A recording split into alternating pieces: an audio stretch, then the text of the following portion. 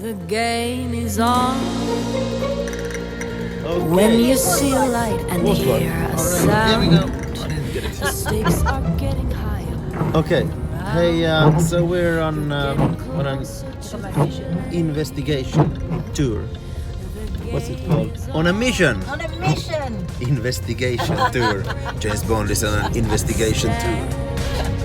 Are you man enough to play? Go. Hello again. Hello. We had such a good time making the trip video. It was fantastic. Yeah. So much fun. The On Her Majesty's Secret Service 50th anniversary party in Myrren and Piz Gloria. Yeah, it was really fun, and we thought that let's make another video. And we thought of the topic, and it's obviously going to be continuing with James Bond. Obviously. But then we need another angle also, and people actually requested that I would make a video of my James Bond collection, and I'm going to do that at some point. But this is going to be about food. Food. And Lotten has food as a passion. Yes. And a kind of semi-professional in that way that you have a restaurant in Helsinki. I do. Called Söder. Yes. Serving starters and desserts as a concept. And so we thought that, okay, what can we do? And it's easy actually to find detailed descriptions about the food in the books. Much easier. Ian Fleming actually was quite the foodie and loved food and describes food in quite detail in the books. And he's definitely built James Bond to be also a foodie person, but they're not ever lifted in the movies, the food. Yeah, I was thinking, the first thing I was thinking was the cucumber sandwiches in Moonraker. Yeah. Maybe I could do those next time. Hey, that sounds great. And then there's also the retro aspect, which is quite interesting, that since we've been now looking at... Diamonds Are Forever. Yeah, Diamonds Are Forever, and the book came out, was it 53 or something like that? 56. Okay, and the movie came out 71, so anyway, we had to think of how did food look like in the 50s and taste like in the 50s, and you tried now to recreate a couple of meals from that book, isn't it so? I have. I mean, always the main thing about food is the flavor, of course. So now we want to taste the James Bond flavor experiences. Yeah. One of these dishes that we're going to taste today is called brizola, which they're having in New York with Felix Leiter. And that's a specific cut of short rib, and he actually tells a little bit of the cut in the book. So we have to go to one of our butcher places here in Porvoo in Finland, and they had it. Thank God they could make it for us. Okay. Yeah. Could you read that, by the way? Yeah. From the book. From the book. And I've taken a chance and ordered you smoked salmon and brizola, said Leiter. They've got some of the finest meat in America here, and brizola is the best cut of that. Beef, straight cut across the bone, roasted and then broiled. Suit you? Anything you say, said Bond. We've eaten enough meals together to know each other's tastes. Okay, so is that all the information you've had? That's all the information I've had. And then I've checked then on the web that these kind of recipes from this time, from the book, and also looked at similar places like Club 21, what kind of dishes they had and what flavors they used, and tried to find some pictures. I mean, that's what you want to have. And that's been really tricky. And you called Richard, our friend, a Brit who's lived in the 50s, eaten like similar dishes and stuff like that. Yeah. No, he's eating cold smoked salmon, so it's gonna be a cold dish. But what would you serve it? Is it like toast with a little bit of butter, or did they have a horseradish cream, or what would you? Fanny Craddock. Okay, good. On the other hand, like all these lovely French knives for other kitchen work, is very pliable and therefore will be wrong and uncomfortable and not successful for the job we are going to do. And what we're going to do is we're going to fillet this fish. First I'm going to cut the head off, and I'm going to do this for this reason. I think we housewives should be independent of fishmongers who, for instance, charge us extra. So we found some pictures in Scandinavian cookbooks, but we didn't find any from that era. That era, so we could compare. And wasn't it so that in some food he even says James Bond doesn't like the Scandinavian version? The salmon, yes. Yeah. He only likes this Scotland version of the cold smoked salmon, and he has tasted it seems like the Scandinavian, and he thought that was like very uninteresting. Yeah. And boy, is he wrong. And then he's also the American. He's not wild about, but he will eat it. But the Scottish one is the correct one for him. So what do we start with? Well, since we've been talking about the brizola, should we start with that now? Yeah, or actually, let's. They first have as a starter the salmon dish, and then the brizola. So we found a picture from a book, the Scandinavian, that he doesn't like. But we found a picture of that, how it looked like, how Scandinavian versions might have looked like. But this is now cold smoked salmon with poached eggs. It looks like a few salad leaves. It doesn't look very appetizing. But hey, the picture is black and white and old. Okay, so we're not going to do that version. That's the thing, at least. I mean, for example, this Club 21, that was the most hip and pop restaurant during the time Fleming was writing this book. They had in America. In America, in New York, yes. They had a similar dish, and I've been looking at that, what they're serving at the moment, because it's still there, which is amazing. So it's a classic dish. It's a classic dish. Of course, it's evolved, I'm sure. There is, at the moment, looking very fancy, and everything. It's laid up in a different way. But before, it was simpler times. So I've been trying to recreate that feeling on this dish. And then I'll show you also how in Finland we ate the salmon sandwich. And then also Club 21, they serve it with a cornel of this French herb cheese called boursin. So then I can add that also to the plate. But should we just start? Yeah. So here is the plain starting dish. We have the cold smoked salmon. We have the kitschy old style lemon salad. And then actually it was served with toasted rye bread. I thought always it would be this really white bread, but it was with rye bread, so as far as I know. Okay. So the idea would be that you squeeze the lemon on top. And then we have this boursin cheese, which is fresh cheese with herbs and a hint of garlic. You can't taste it, it's just a flavor there behind. So should I do this? Yeah, you can do that, yeah. Okay, very exciting. And this fish is now from our fish shop here in Porvoo. It's been cold smoked really mildly and softly for 48 hours. It's delicious. Not uninteresting at all. I wish that Ian Fleming could taste this, or James Bond for that matter. And now I'm wondering, it might have been that somewhere they've mentioned that it's served with pickled red onion, but that we don't have today. Like that? Yes. So this is a small starter that Felix Leiter orders for Bond. Okay, now I'm James Bond. Let's see if it's good.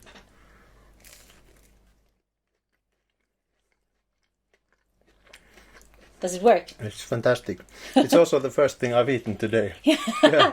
So do you want to taste? Yes, please, absolutely. Thank you. Okay. Okay, can I go in? Yeah.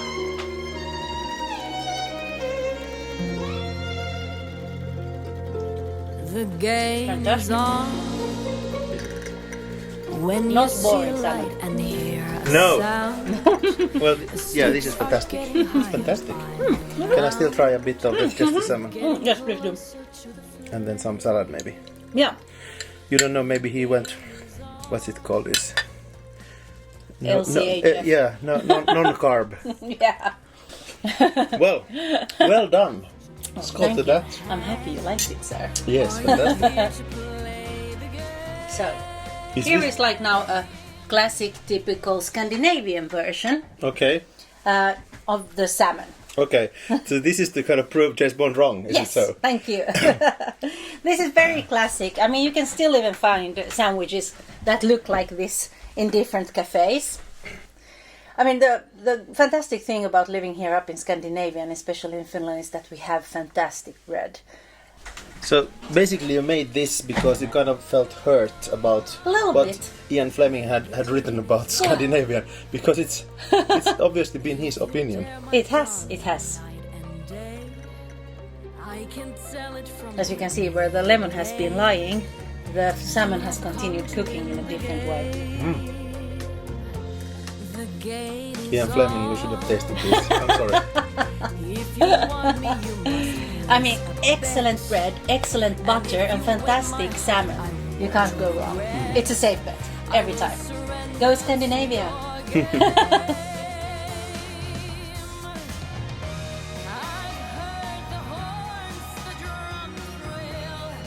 So the salmon was the starter, and then Felix Leiter ordered the brizola for a main for James Bond.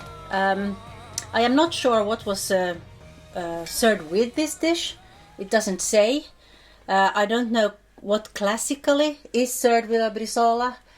So I decided on just having the brizola. Then on some site I saw that they made the same dish, and they said that this kind of cut of meat is made up, that there isn't this kind of cut. So I'm not 100% sure if this is the right cut, but if you listen to how he cut the ribs, straight over, then this would be the cut. And it's not fictive. it's there. And I've served it with just plainly a herb butter that you pour over. And you can obviously also dip in the butter for extra flavor in every bite. Okay. This is messy food. Okay, so how should it be eaten? With hands then? Or what do you think? I bet they were sitting in a quite fancy restaurant, so they have lifted it onto their own plate and eaten it nicely.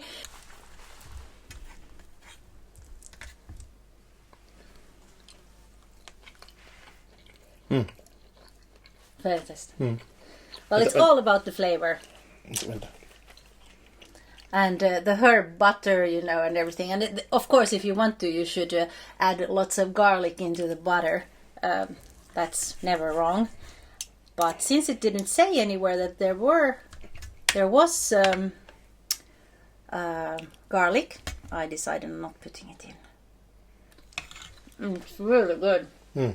It is. I'm going to be now. I'm going to do as Ian Fleming probably thought that we here in Scandinavia, we barbarians did. I'm going to do it like this. Eat with your hands. Every food tastes better if you eat with your hands. Definitely. It's good to talk when he has food in his mouth. I get my chance. But nice food. Yeah, super nice. Yeah. Okay, so what happens now? Well, the third and the last dish, we're going a little bit in the wrong direction because we're finishing with the canapes at the moment. When he's on board, in the end of the book, he's on board Queen Elizabeth, and Tiffany Case makes him a canapé with where actually they describe on the canapé there is 4 slices of steak, and then in a cup beside this there is a béarnaise sauce. And I did not do it that way. I made it into a whole canapé that you can enjoy like this. Obviously it's meat, so it's always hard to have on a canapé, but if James Bond can do it, we can. Yeah. So it tastes the same, but you just put it up differently. Yeah, exactly. Yeah. Yes. Okay. And what was it that we read that James Bond said about a good béarnaise sauce? It was something that that he compared the béarnaise sauce talents with the talents in bed. Okay. So let's see. Do you like it? Okay. Well, this is fantastic. Good. I just wondered, should they be this big? Or should they be smaller so that you can eat the whole thing at once? They could absolutely be, yeah. But there's only so much time I will put down on this, This crappy video. Hey, fantastic. I mean, if you cut them in smaller pieces, they don't look as good, so you'd actually have to make them a lot smaller, so you only have one small piece on top there. Okay, tack.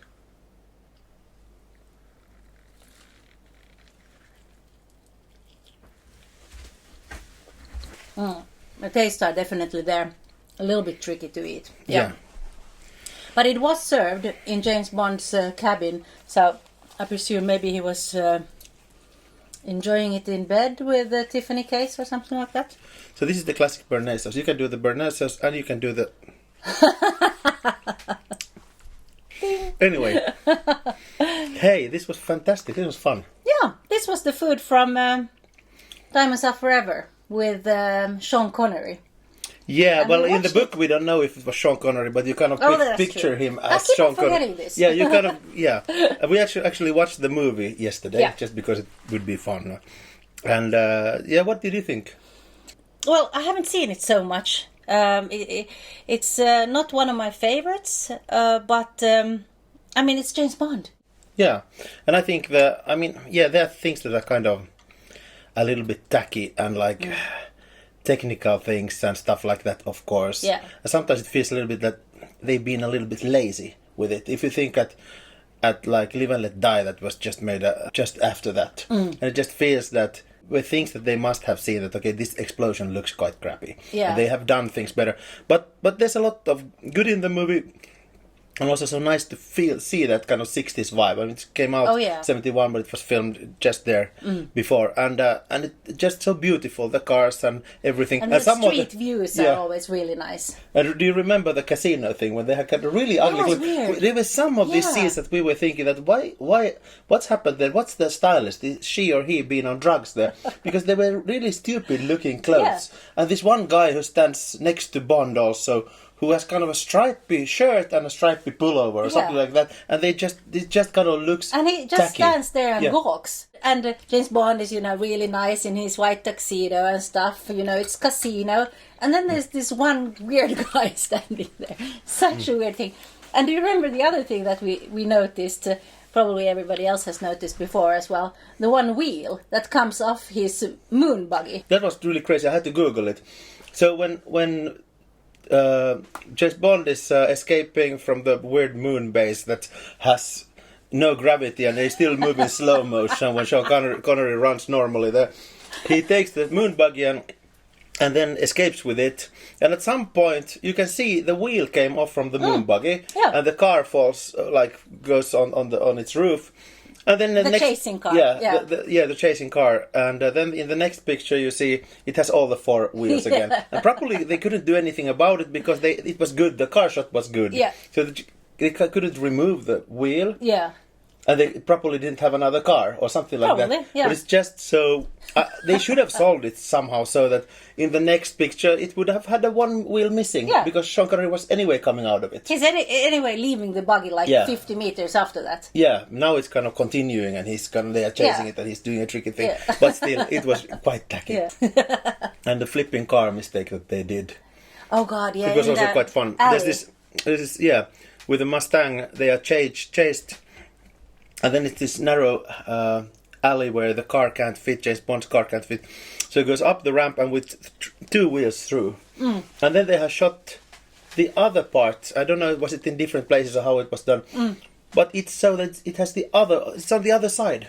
So they kind of have to correct it with the car doing this ooh in the middle of the thing. And in the narrow alley, they've done a lot of kind of like mistakes that. Here's a little slapdash. Yeah. But hey, this was fun. It was. And Should we try and make one the cucumber sandwiches. cucumber sandwich? Which movie was that? Moonraker. Moonraker. Okay, there's another dish also from Moonraker. It's the fried sole. It's a fish. And that's from from the Moonraker. book then? Book, yeah. Yeah, but that's okay. Okay, good. That's Good. yeah. Yeah. But let's see. Maybe we'll continue doing something like this also. Yeah. It Or was maybe fun. a props movie. Yeah. Well done. Thank you. Hey, this Thank was you. fun. This was fun. Are you full now? I'm happy now. Okay, good. Hey, thank you and bye. See you again. Bye.